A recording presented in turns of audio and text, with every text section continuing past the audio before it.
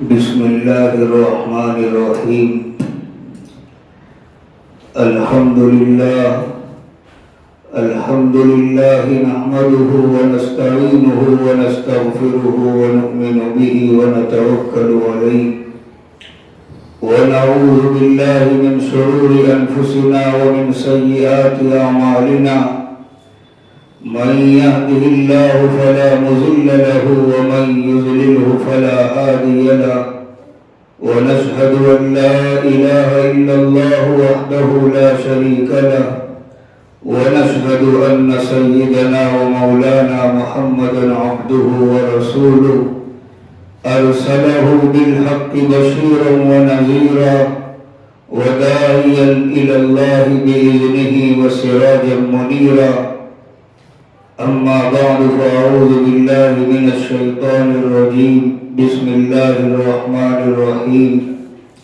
يا أيها الذين آمنوا قوا أنفسكم وأهليكم نارا. صدق الله العظيم. میرے محترم بزرگوں اور ماں بہنوں،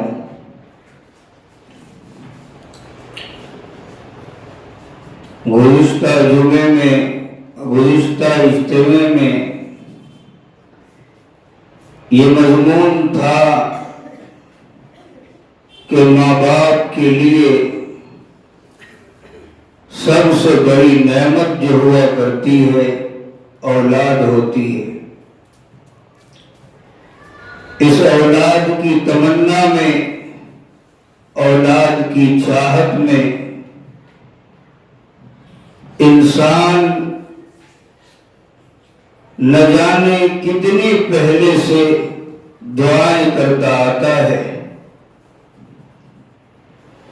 کہا گیا تھا کہ قرآن کریم میں آیا ہے، رب اجعلنی مقیم الصلاۃ ومن ذریتی، کہ جب ہمارے آپ کے بچے 6-7 سال 8 سال 10 سال کی عمر کو پہنچ جاتے ہیں اور ہوشیار ہو جاتے ہیں اور ماں باپ نے ان کو دین سکھایا ہوتا ہے، دعائیں سکھائی ہوتی ہے، بچے نماز پڑھتے ہیں تو دعا کرتے ہیں رب اجعلنی مقیم الصلاۃ ومن ذریتی، اے پروردگار ہم کو بھی نمازی بنا، ہماری اولاد کو بھی نمازی بنا. اب سوچئے 7-8 سال 10 سال کیا عمر ہے، لیکن انسان اس دن سے اولاد کی تمنا میں اور اس کی سیدھے راہ پر ہونے کی تمنا میں اس دن سے دعائیں کرتا ہے.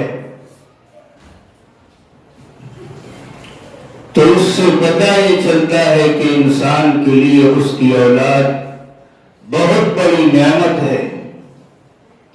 جنہیں اولاد نہیں ہے ان سے پوچھئے وہ اس اولاد کے حصول کی خاطر کتنی پریشانیاں جھیل رہے ہیں، کتنے علاج معالجے کروا رہے ہیں، کتنی دعائیں خود کر رہے ہیں اور دوسروں سے کروا رہے ہیں. جو جہاں کا پتہ بتا دے وہ اولاد کی تمنا میں ہر مشکل کو پار کرنے کی کوشش کرتے ہیں. تو اس سے ان ماں باپ کو جنہیں اللہ نے اولاد دی ہے اپنی اولادوں کی قدر کرنی چاہیے. اسے ایک ایسی نعمت سمجھنا چاہیے جو صرف اللہ تعالی جس کو چاہے اسی کو ملتا ہے. جسے وہ نہ دے، لاکھ مال و دولت اس کے پاس ہو، لاکھ اس کے پاس اسباب مہیا ہو، وہ کہیں سے بھی حاصل نہیں کر سکتا. تو میرے محترم بزرگوں اور ماں و بہنوں، ہمارے نزدیک سب سے بڑی اللہ کی نعمت جو ہے وہ ہماری آپ کی اولادیں ہیں۔ جب یہ اتنی بڑی نعمت ہے تو ظاہر سی بات ہے کہ نعمت انسان کے لیے خوشی اور اس کے لیے باعث مسرت اسی وقت ہو سکتی ہے جب کہ اولاد اس کی آنکھوں کی ٹھنڈک بنے۔ جو نقشے اولاد ہونے سے پہلے انہوں نے اپنے ذہن میں کھینچے تھے اور جو تمنائیں ان کے بارے میں سوچی تھی اور جن چیزوں کا پلان ان کی بنیاد پر بنایا تھا، یہ جب ہی ہوگا جب کہ ان کی اولادیں ان کی آنکھوں کی ٹھنڈک ہو، ان کی فرما بردار ہو، ان کی سننے والی ہو۔ اور یہ جب ہوگا جب کہ ان کے بچپن کے زمانے میں ہم نے ان کی صحیح تربیت کی ہو۔ بچہ جب پیدا ہو کر ماں کی گود میں آتا ہے، کہا جاتا ہے یہ بچے کا پہلا مدرسہ ہے، یہ بچے کا پہلا اسکول ہے، یہ اس کا پہلا کالج ہے۔ جو بھی سمجھو یہی سب سے بڑی اس کی درسگاہ ہے۔ جس چیز کی تعلیم دینا چاہو وہ یہاں اسے دی جا سکتی ہے۔ کہا جاتا ہے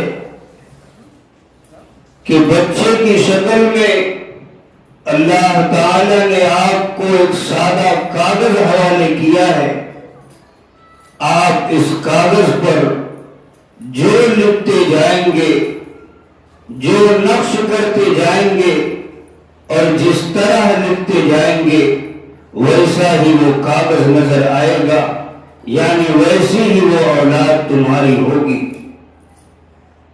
اگر کاغذ پر اچھی تحریر لکھو گے، خوش خطی سیکھ کر لکھو گے، اچھی رائٹنگ میں لکھو گے، اچھی قلم اور اچھی سیاہی سے لکھو گے اور سلیقے سے لکھو گے تو وہ لکھاوٹ بھی عمدہ نظر آئے گی، کاغذ کو پڑھنے والا دیکھنے والا بھی شوق سے دیکھے گا۔ اور اگر ہم نے بے سیکھے بے پڑھے جس طرح چاہا لکھ دیا، جس قلم سے چاہا لکھ دیا اور جہاں سے چاہا لکھنا شروع کر دیا، جہاں چاہا ختم کر دیا، اس کاغذ کو نہ ہم اچھا کہیں گے نہ معاشرہ اس کو دیکھنے اور اپنے ہاتھ میں لینے کے لیے تیار ہوگا۔ تو کہا جاتا ہے کہ اگر اس بچے کی زندگی سے فائدہ اٹھانا چاہتے ہو اور اسے دنیا اور آخرت میں اپنی کامیابی کا ضامن بنانا چاہتے ہو، اپنے لیے سکون کا ذریعہ بنانا چاہتے ہو، پہلے ہی دن سے اس کی تربیت میں احتیاط کی ضرورت ہے۔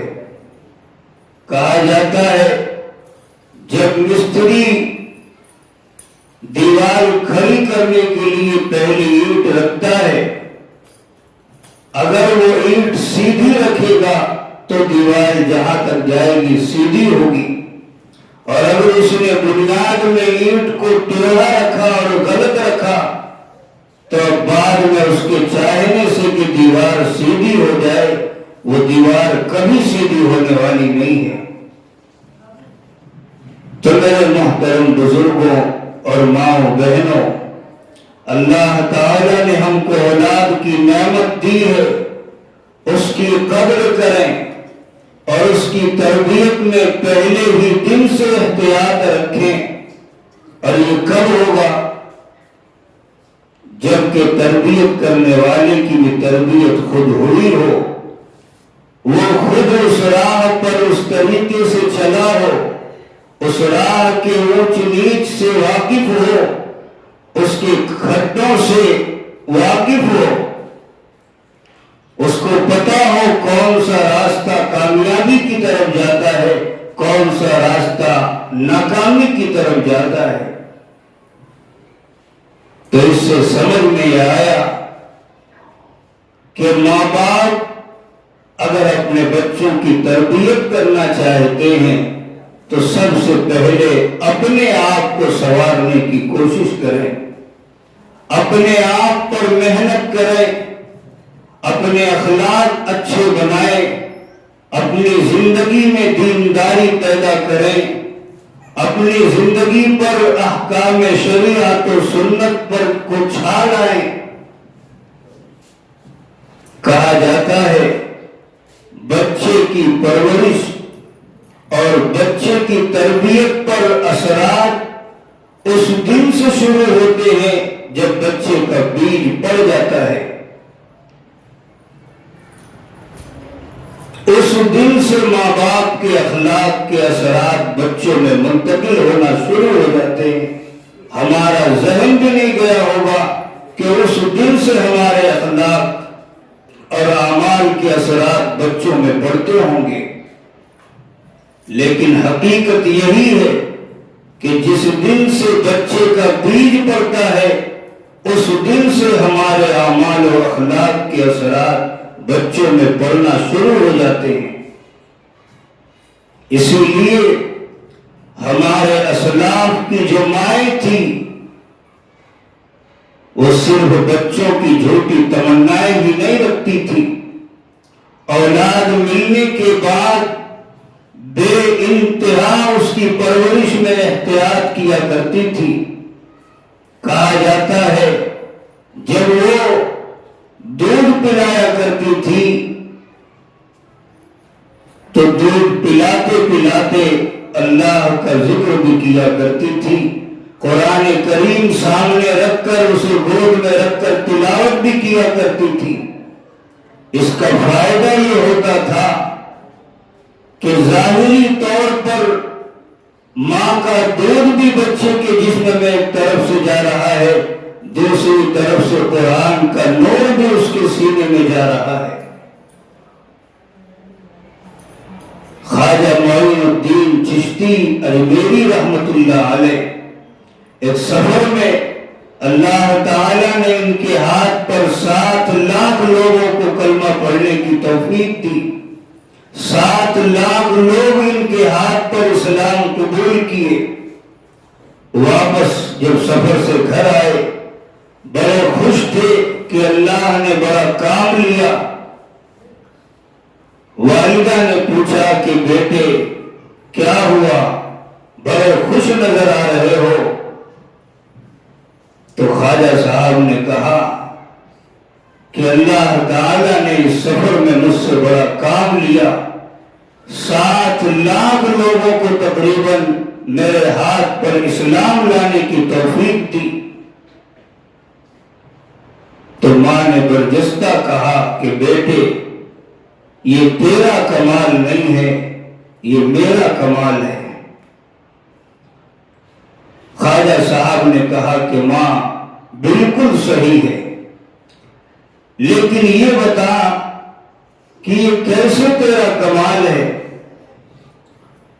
تو ان کی والدہ نے کہا کہ بیٹے جب میں تجھے دودھ پلاتی تھی تو باوضو ہو کر دودھ پلایا کرتی تھی، کبھی ایسا نہیں ہوا کہ ہم نے تجھے بے وضو دودھ پلایا ہو۔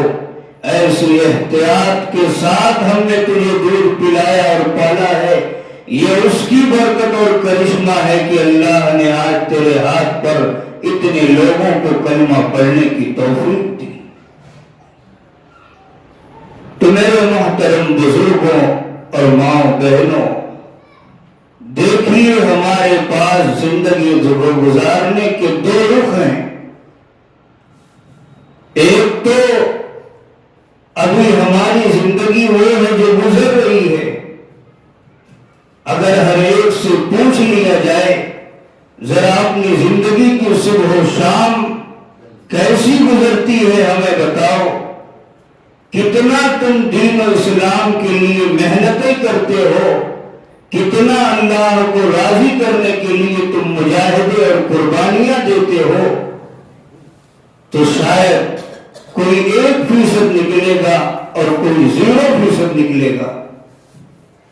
جو ہماری زندگی ہے، جس رخ پر ہم جا رہے ہیں، اور آج ہمیں ہی شکوہ ہے کہ اولادیں ہماری سنتی نہیں، بیٹا الگ ہو گیا، ہم تعویذ بنوانے کے لیے دوڑتی ہیں، دعائیں کروانے کے لیے دوڑتی ہیں۔ میری ماں بہنوں، جو دن،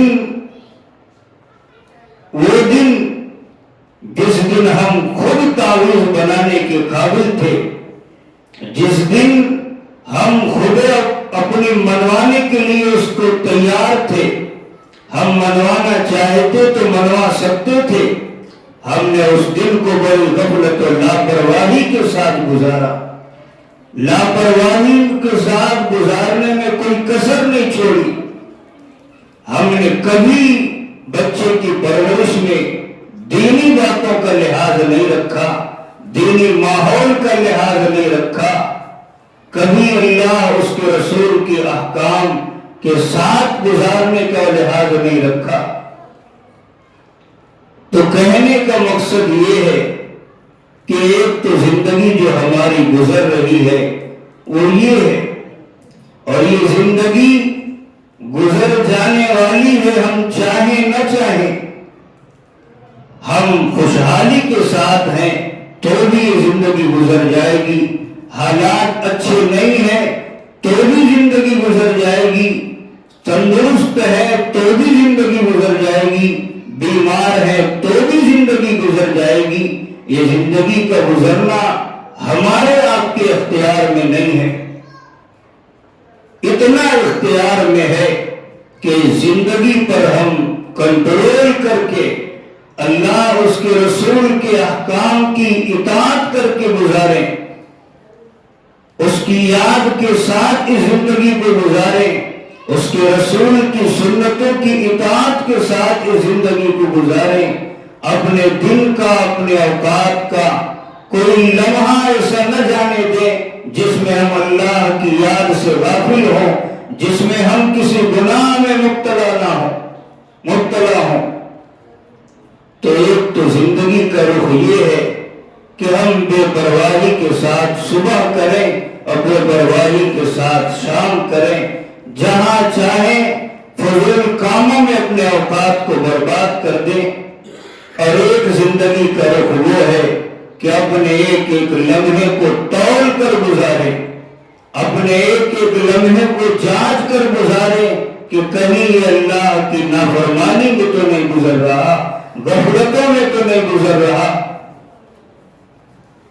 یہ ہمارے آپ کے اختیار میں ہے، اور آج مسلمان اس زندگی کو گزارنے کے بجائے غفلت و لاپرواہی کی زندگی گزار رہا ہے۔ تو آج اولادوں کا شکوہ کرنے کے بجائے ہمیں اپنے اعمال کا شکوہ کرنا چاہیے۔ یہ ہمارے اپنے اعمال کا نتیجہ ہے۔ ہم نے بچے کے دل پر روز اول سے جو نقش کرتے آئے ہیں، جو لکھتے آئے ہیں، اپنے اعمال و اخلاق کے جو اثرات اس پر ڈالتے آئے ہیں، ظاہر سی بات ہے جس پر ہم نے بنیاد کھڑی کی ہے، جس نہج پر بنیاد کھڑی کی ہے، عمارت ویسی ہی تیار ہوگی۔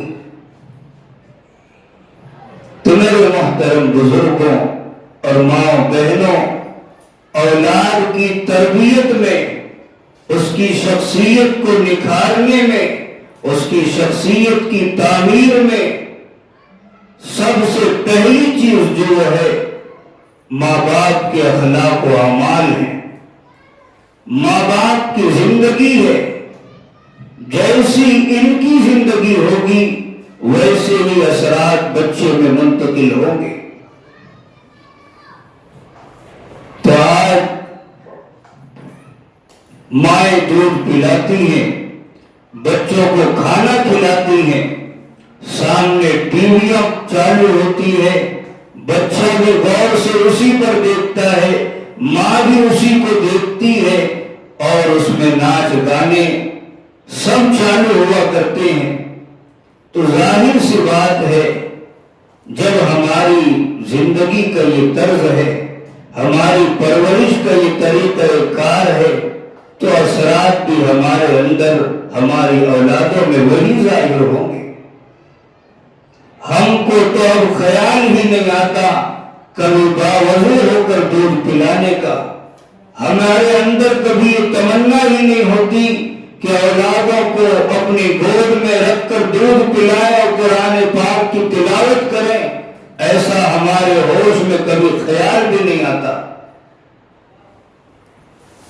تو میرے محترم بزرگوں، بچوں کی تربیت میں ہماری اپنی زندگی اس سے زیادہ تربیت کی لائق ہے۔ بچوں سے زیادہ ہمیں اپنی زندگی کی تربیت کرنا چاہیے، اپنے آپ کی تربیت پر دھیان دینا چاہیے۔ اس کے اثرات واقعی بچے میں پڑا کرتے ہیں۔ ایک صاحب تھے، انہوں نے اپنے بچے کو ایک قاری صاحب کے پاس حفظ پڑھنے کے لیے دے کر آیا۔ کچھ دن کے بعد بچے کی خیریت لینے کے لیے گئے، قاری صاحب سے ملا تو قاری صاحب نے بتایا کہ واقعی بچہ جب شروع میں آیا تھا تو شروع میں اس نے 2-3 پارے اتنی جلد حفظ کر لیے کہ آج تک کسی بچے نے اتنا جلدی حفظ نہیں کیا، لیکن 2-3 پارے کے بعد اس کی بھی رفتار کا وہی عالم ہو گیا جو ہمارے یہاں اور بچوں کی ہے۔ تو انہیں سن کر ایک طرح سے تعجب بھی ہوا اور دوسری طرف سے سوچ میں بھی پڑ گئے کہ یہ کیا معاملہ ہو رہا ہے۔ واپس گھر آئے، بچے کی والدہ کو بتایا تو والدہ کہنے لگی کہ مجھے اس کا راز سمجھ میں آ گیا۔ وہ کیا؟ مجھے قرآن کریم کے 3 پارے یاد تھے، میں جب اسے دودھ پلاتی تھی تو اسے گود میں رکھ کر قرآن کریم کے وہ 3 پارے میں پڑھا کرتی تھی اور دودھ پلاتی تھی۔ اللہ تعالیٰ نے اس کی برکتیں، اس کے اثرات، اس کی نورانیت اس وقت دل میں پیدا کر دی، پڑھائی کے زمانے میں اسے اس کا یاد کرنا آسان ہو گیا۔ تو اس طرح بچوں پر اثرات پڑا کرتے ہیں، اور بچوں سے زیادہ ہمیں اپنی زندگی پر دھیان دینے کی ضرورت ہے۔ اس لیے ہمیں آپ کو یہ سوچنا چاہیے کہ ہماری جو زندگی صبح سے شام تک گزر رہی ہے، صرف کھانے پکانے میں اور کھلانے میں اور دوسرے فضول کاموں میں، ہم کو یہ سوچنا چاہیے کہ ہماری زندگی کا مقصد گھر میں رہ کر صرف کھانا بنانا نہیں ہے، بستر وغیرہ سلنا نہیں ہے، صرف بچوں کا پیٹ بھرنا نہیں ہے۔ یہ مانتے ہیں کہ کھانا پکانا بھی گھر کی ضرورت ہے، گھر کو صاف کرنا بھی گھر کی ضرورت ہے، والدین اور بچوں کا خیال رکھنا بھی گھر کی ضرورت ہے، لیکن یہ سارے قربانیاں، یہ کارنامے اللہ تعالیٰ کے یہاں اسی وقت مقبول ہوں گے جب ان کے احکام کی اطاعت کے ساتھ ہم یہ سارے کام کریں گے، سنتوں کے ساتھ اس سارے کام کو ہم کریں گے۔ کسی چیز کی اصلی قیمت اور اس کی اصل قدر و قیمت اسی وقت ہوتی ہے جب اللہ تعالیٰ کی یہاں وہ مقبول ہو، ورنہ ہم اللہ تعالیٰ کو ناراض کر کے ساری دنیا کو بھی راضی کر لیں، ہمارا ایک تنکے کا فائدہ ہونے والا نہیں ہے۔ کو یہ شکوہ ہے بھی کہ ہم نے فلاں کے ساتھ اتنا سب کچھ کیا لیکن تھوڑا سی بات ہوئی وہ ہم سے ناراض ہو گیا، شادی کے موقع پر فلاں کو ہم نے پوچھنے میں تھوڑی سی تاخیر کر دی وہ ناراض ہو گیا، فلاں اس بات پر ناراض ہو گیا، فلاں اس بات پر ناراض ہو گیا۔ ہم میں سے ہر ایک کو یہ شکوہ ہے کہ ہم نے اس کے ساتھ اتنے احسانات کیے اور ایک دن تھوڑی سی غلطی ہوئی وہ ہم سے ناراض ہو گیا۔ تو میرے محترم بزرگوں، اللہ تعالی کو ناراض کر کے ساری دنیا کو ہم راضی کر لیں اور لوگن تو راضی کر نہیں پائیں گے، اگر راضی بھی کر لیا تو ہمارا ایک دن کا دنیا آخرت کا کوئی فائدہ ہونے والا نہیں ہے۔ اس لیے ہم کو چاہیے کہ اپنی زندگی کے مقصد کو سمجھیں۔ ہماری زندگی کا مقصد صرف کھانا پکانا اور کھانا پینا نہیں ہے، بلکہ ہم جب اپنے گھر میں اپنے بچوں کے لیے کھانا بناتے ہیں، انہیں کھلاتے ہیں، اپنے شوہروں کو بیٹھ کر کھلاتے ہیں، تو ہم یہ نہ سوچیں کہ یہ لڑکا ہے یہ خاوند ہے، بلکہ ہم یہ سوچ کر ان کو کھلائیں، یہ سوچ کر ان کے لیے کھانا بنائیں کہ ہم ایک ایسے فرد کی تربیت کر رہے ہیں، ایک ایسے فرد کی پرورش کر رہے ہیں کہ اگر واقعی اس کی پرورش میں اس کی تربیت میں ہم کامیاب ہو گئے تو آج یہ ہم کو تنہا نظر آتا ہے، کل ایک معاشرے کی اصلاح کا یہ سبب بنے گا، کل یہ ماحول کو دینی ماحول بنانے میں کا ایک کردار ادا کرے گا۔ تو ہم بچوں کی تربیت ان کی خدمت اس نیت سے کریں کہ یہ ہمارا تنہا کوئی بچہ نہیں، قوم کا امیر ہے، قوم کا سردار ہے، اپنی قوم کا رہنما ہے۔ اگر واقعی ہم نے اس کی خدمت کر لی، شاید اپنی زندگی میں ہم اتنی نیکیاں نہیں کر سکتے تھے، نہیں کر سکتے، اتنی بھلائیاں نہیں انجام دے سکتے جتنا کل ہمارا یہ لڑکا جب قوم کی اصلاح کرے گا، لوگوں کے لیے ہدایت اور رہنمائی کا سبب بنے گا، تو جو نیکیاں میرا بچہ کرے گا اس کے سبب وہ لوگ کریں گے جو ہدایت یافتہ ہوئے، سب کی نیکیاں ہمارے نامہ اعمال میں لکھی جائیں گی۔ لیکن آج ایسا نہیں کہ ہم اپنی اولادوں کا پیٹ نہیں بھرتے، ایسا نہیں کہ ہم اپنے شوہروں کے لیے کھانا نہیں بناتے ہیں، لیکن ہماری کوئی نیت نہیں ہوتی، کوئی قدر و قیمت اس بچے کی نہیں ہوتی۔ اور آج تو اچھائی اور برائی کا معیار بھی بدل چکا ہے، آج ماں باپ بھی اچھا اس اولاد کو سمجھتی ہے جو پیسے کما کر لا کر دے، چاہے وہ کتنا ہی گیا گزرا ہو، کتنا ہی بددین ہو۔ ایسا ہی ایک واقعہ، ایک باپ کے دو لڑکے تھے، ایک تھا وہ لڑکا جو دہریہ مزاج کا بن چکا تھا، نہ اسے اللہ یاد آتا تھا، نہ اسے رسول کی کچھ خبر تھی، کسی کو نہیں مانتا تھا، لیکن اتنا تھا کہ بڑی ڈگریوں کا مالک تھا، اپنے باپ کو پیسہ کما کر دیتا تھا۔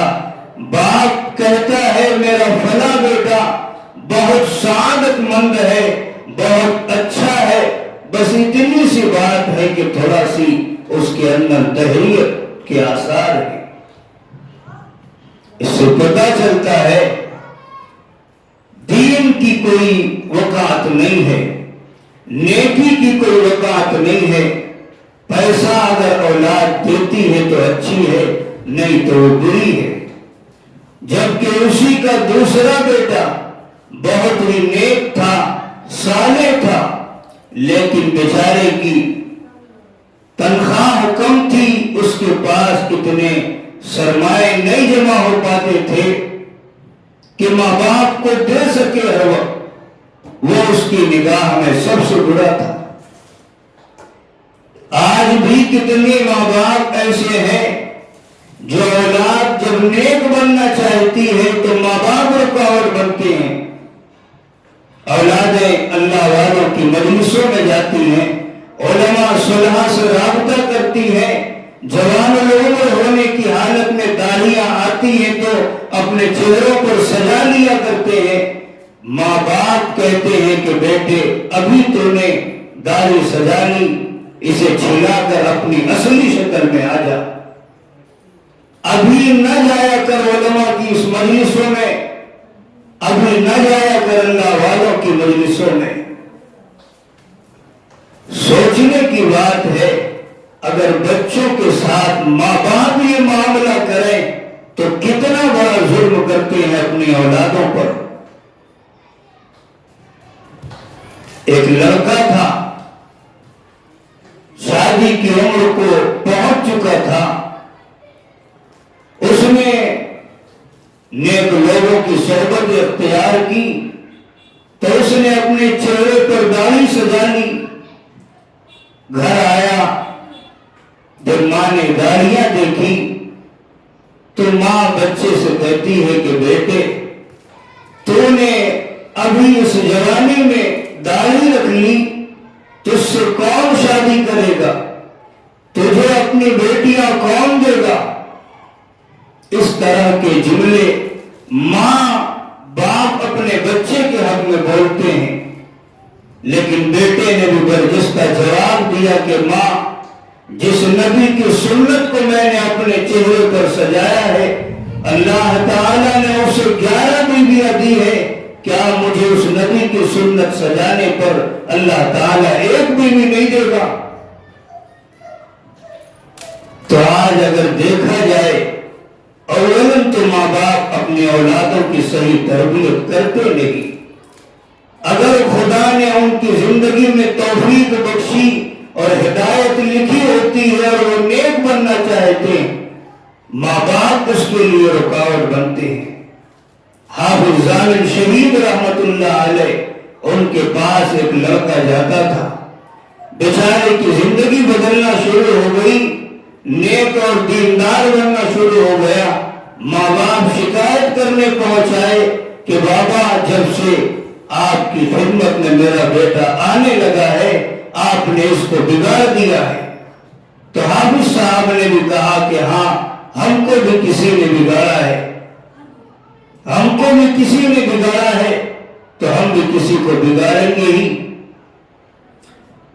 تو کہنے کا مطلب یہ کہ آج ماں باپ بجائے اپنے اولادوں کی تربیت کرنے کے عموماً دیکھا جاتا ہے یا تو دھیان نہیں دیتے، جیسی زندگی گزر رہی ہے بس گزر رہی ہے، بس ان کے ساتھ اگر اولاد اتنا کام کرتی ہے کہ پیسے کما کر لا کر دے دے تو بس کوئی بات نہیں، کچھ پوچھنے کی ضرورت نہیں ہے، اور یہی نہ کرے تو سب اس کے سر پر وبال ہے۔ میرے محترم بزرگوں، ہماری زندگی کا معیار ایمان اور اسلام پر ہونا چاہیے، قرآن اور سنت پر ہونا چاہیے۔ یہ مال و دولت تو آنے جانے والی چیز ہے۔ عمر بن عبدالعزیز رحمت اللہ علیہ کا نام ہم نے سنا ہے۔ ان کے والد عبدالعزیز جب پہلی صدی ختم ہو رہی تھی، اس سے تقریباً 10-15 سال پہلے کی یہ بات ہے۔ یہ ایک اللہ والے حضرت حازم رحمت اللہ علیہ تھے، ان کے پاس جایا کرتے تھے، روز آتے جاتے تھے۔ ایک دن اس اللہ والے نے ان کو دیکھا تو ان کے پاس ایک روٹی تھی سوکھی، خوش ہو کر انہیں وہ روٹی عنایت فرمائی۔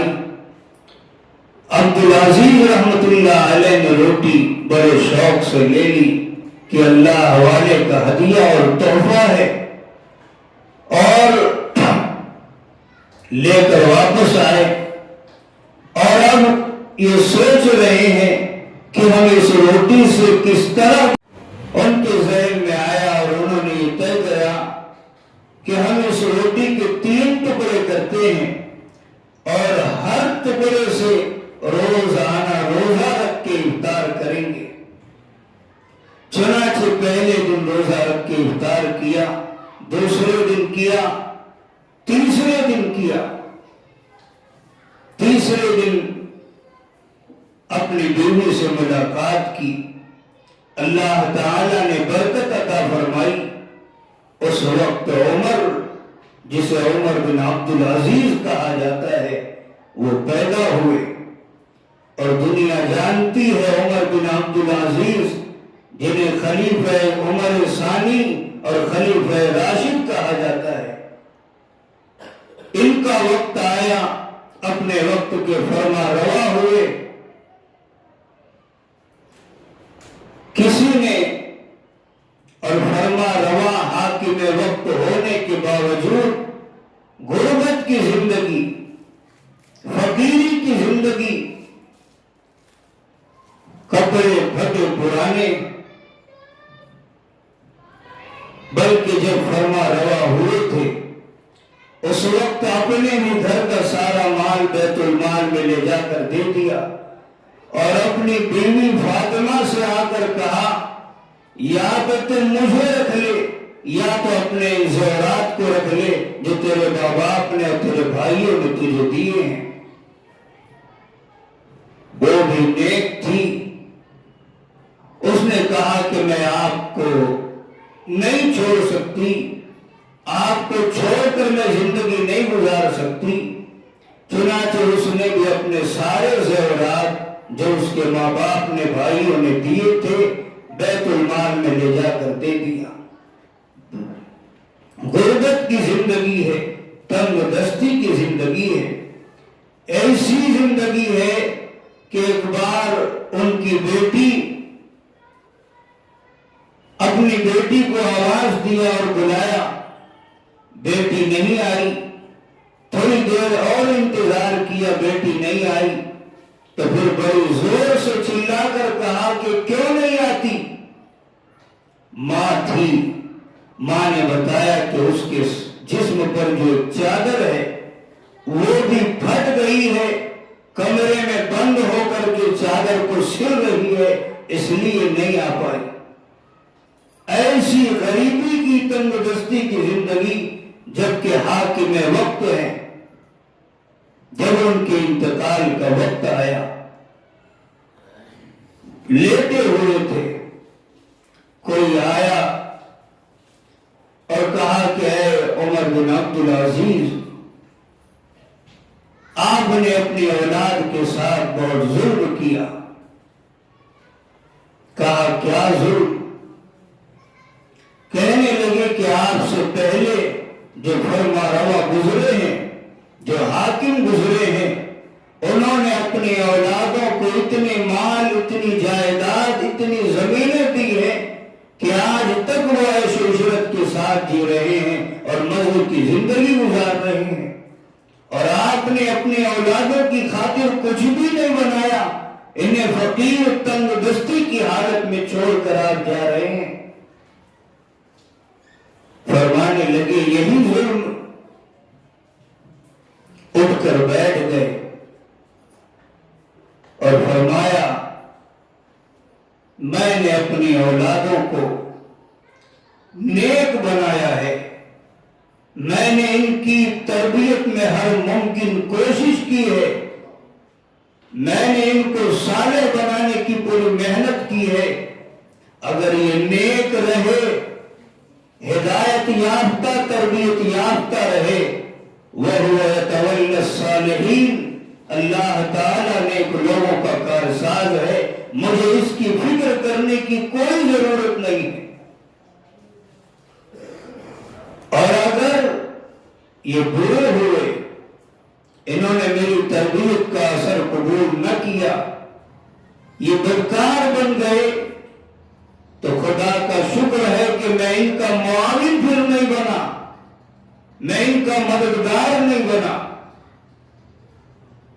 کوئی اللہ والے تھے، کہتے ہیں کہ میں نے اپنی آنکھوں سے دیکھا ہے کہ عمر بن عبدالعزیز رحمت اللہ علیہ کے 11 بیٹے تھے۔ میں نے دیکھا ہے کہ عمر بن عبدالعزیز کے 11 بیٹے 11 ملک کے فرما رواں ہیں، 11 علاقے کے اللہ تعالیٰ نے ان کو حاکم بنایا۔ اور میں نے ان لوگوں کی بھی اولادوں کو دیکھا ہے جو اپنی اولادوں کو ناجائز طور پر بیت المال کی زمینیں جائیدادیں اپنی اولادوں کو دے کر گئی۔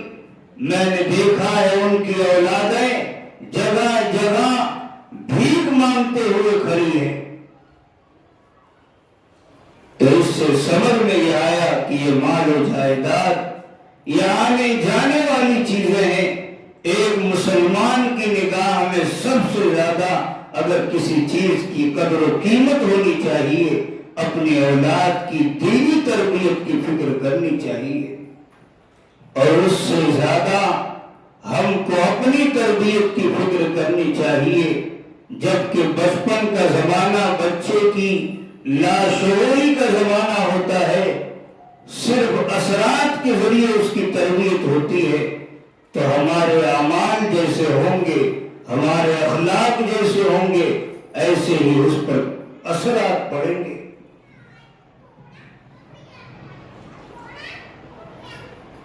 شاہ عبدالعزیز محدث دہلوی رحمت اللہ علیہ فرماتے ہیں، ایک بار دہلی میں قحط پڑا، بارش نہیں ہو رہی ہے، سارا علاقہ پریشان ہے۔ لوگوں نے مل کر ایک میدان میں جمع ہوئے جس میں عالم بھی ہیں، مرد بھی ہیں، عورتیں بھی ہیں، بچے بھی ہیں، بوڑھے بھی ہیں، حتیٰ کہ لوگ اپنے جانوروں کو بھی لے گئے تھے، اور سارا کا سارا مجمع صبح سے لے کر شام تک زارو قطار رو رو کر اللہ تعالیٰ سے دعائیں کر رہا ہے کہ پروردگار یہ بچے بھوک اور پیاس سے تڑپ رہے ہیں، بارش برسا دیجیے۔ لیکن اللہ تعالیٰ کی رحمت پر ذرا بھی اثر نہ آیا، کوئی آثار نظر نہیں آئے بارش کے۔ شام ہو گئی، مجمع پریشان ہے۔ اس وقت ایک آدمی ایک سواری لے کر مجمع کے قریب سے گزر رہا تھا، اس پر اس کی والدہ بیٹھی ہوئی تھی۔ اس نے جب مجمع کو دیکھا تو اپنی سواری روک کر لوگوں کے پاس آیا اور پوچھنے لگا کہ بھئی کیا ہوا ہے، کیوں جمع ہوئے ہو؟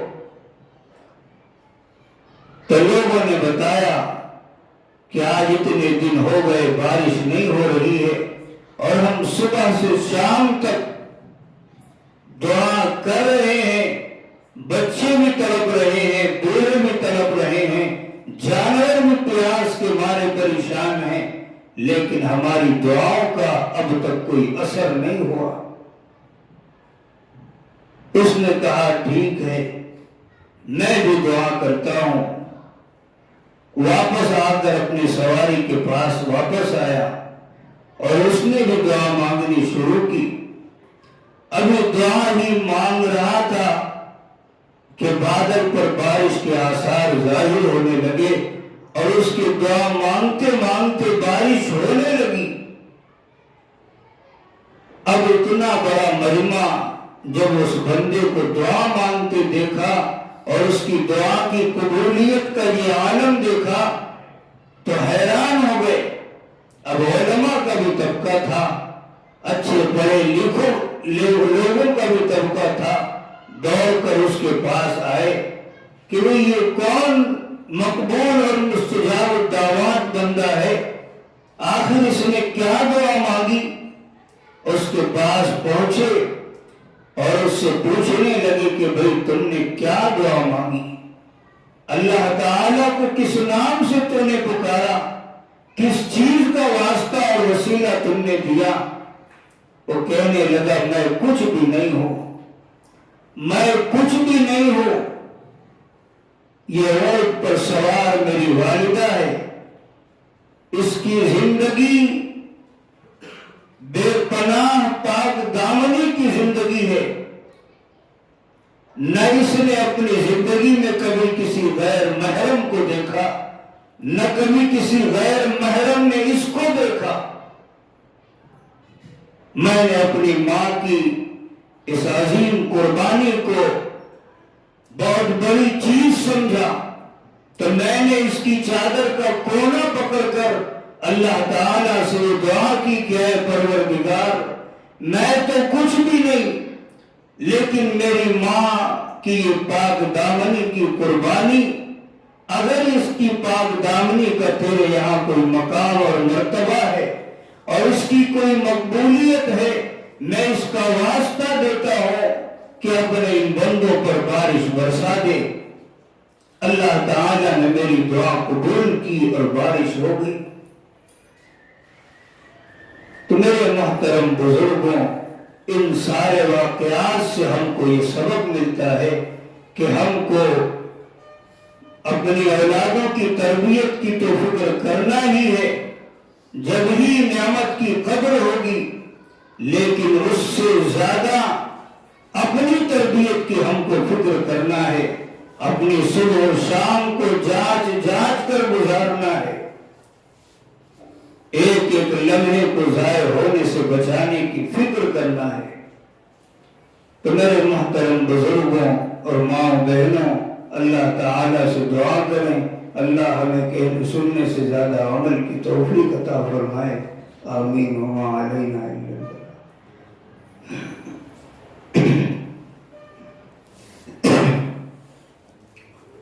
بسم اللہ الرحمن الرحیم، الحمد للہ رب العالمین، والصلاة والسلام علی سید الانبیاء والمرسلین۔